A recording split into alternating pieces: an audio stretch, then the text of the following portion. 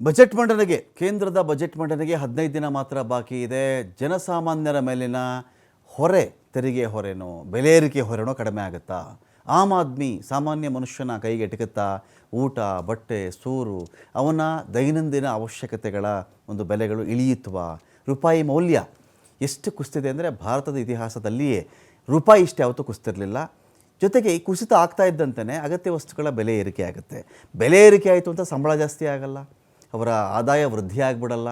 ರೂಪಾಯಿ ಬೆಲೆ ಕಳ್ಕೊಳ್ತಾ ಇವೆಲ್ಲವೂ ಜೊತೆಲೇ ಬರ್ತಾ ಇರ್ತವೆ.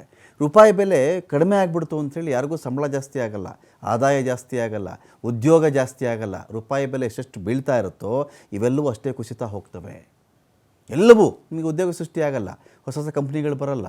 ವಿದೇಶಿ ಹೂಡಿಕೆ ಮಾಡಿರ್ತಾರಲ್ಲ ಇಲ್ಲಿ, ಅಯ್ಯೋ ಈ ರೂಪಾಯಿ ಏನು ವ್ಯಾಲ್ಯೂ ಇಲ್ವಲ್ಲಪ್ಪ, ಇಲ್ಲಿ ಯಾಕೆ ಹೂಡಿಕೆ ಮಾಡಲಿ, ನಾನು ಡಾಲರ್ ಜಿಗಿತಾ ಇದ್ದಂತೆ ಅಲ್ಲೇ ತೊಗೊಂಡು ಹೋಗ್ತೀನಿ ಅಂತ ಹೊರಟೋಗ್ಬಿಡ್ತಾರೆ ಅವರು.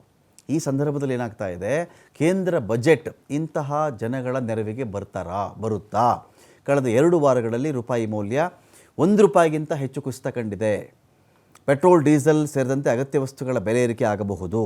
ಇದಕ್ಕೆಲ್ಲ ಪರಿಹಾರವನ್ನು ನಿರ್ಮಲಾ ಸೀತಾರಾಮನ್ ಅವರ ಬಜೆಟ್ ಕೊಡುತ್ತಾ? ನಿರೀಕ್ಷೆ ಏನೇನು? ಊಟ, ಬಟ್ಟೆ, ಸೂರು ಹೆಚ್ಚು ಆದ್ಯತೆ ಇದೆ. ಉಳಿತಾಯ ಖಾತೆ ಬಡ್ಡಿ ಸ್ವಲ್ಪ ಜಾಸ್ತಿ ಮಾಡ್ತಾರೇನೋ, ಸೇವಿಂಗ್ಸ್ ಅಕೌಂಟ್ದು ಸ್ವಲ್ಪ ಜಾಸ್ತಿ ಮಾಡಿದ್ರೆ ಬಡ್ಡಿ ದರ ಸ್ವಲ್ಪ ಜಾಸ್ತಿ ಲಾಭ ಬರುತ್ತೆ ಅಂತ. 10,000ದಿಂದ 20,000ಕ್ಕೆ ಹೆಚ್ಚಳ. ಆದಾಯ ಕಡಿತದ ಮಿತಿ 10,000ದಿಂದ 20,000ಕ್ಕೆ ಜಾಸ್ತಿ ಆಗುತ್ತೇನೋ. ಹಿರಿಯ ನಾಗರಿಕರಿಗೂ ಒಂದು ಬಂಪರ್ ಕೊಡುಗೆಯ ನಿರೀಕ್ಷೆಯಲ್ಲಿ ಜನ ಇದ್ದಾರೆ.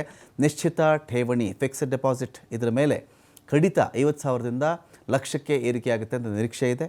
IT ಸ್ಲ್ಯಾಬ್ಗಳಲ್ಲಿಯೂ ಕೂಡ ಭಾರಿ ಬದಲಾವಣೆ ಆಗಬೇಕು ಅಂತ ಕೇಳ್ಕೊಳ್ತಾ ಇದ್ದಾರೆ.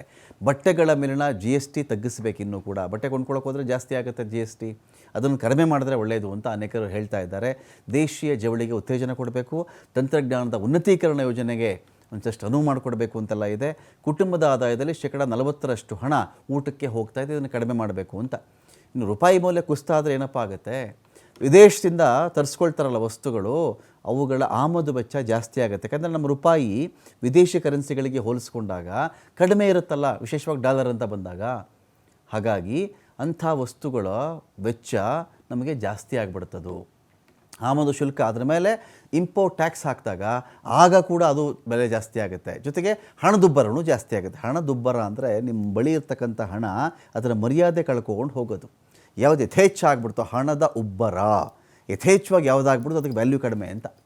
ಸೊ ಹಾಗಾಗಿ ಹಣದುಬ್ಬರ ಆಯಿತು ಅಂತ ಹೇಳಿದ್ರೆ ರೂಪಾಯಿಗೆ ಇನ್ನೂ ವ್ಯಾಲ್ಯೂ ಕಡಿಮೆ ಆಗುತ್ತೆ.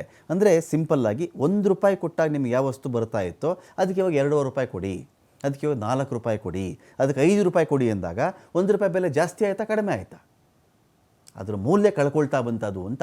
ಆಮದು ಶುಲ್ಕ ಹೆಚ್ಚಾಗಿ ಡಾಲರ್ ಸಂಗ್ರಹ ಇಳಿಕೆಯಿಂದ ವಿತ್ತೀಯ ಕೊರತೆ ಕೂಡ ಆಗಬಹುದು. ವಿದೇಶಿ ಹೂಡಿಕೆದಾರರು ಭಾರತೀಯ ಮಾರುಕಟ್ಟೆಯಿಂದ ಹೆಚ್ಚು ಹಣವನ್ನು ಹಿಂಪಡಿತಾ ಇದ್ದಾರೆ.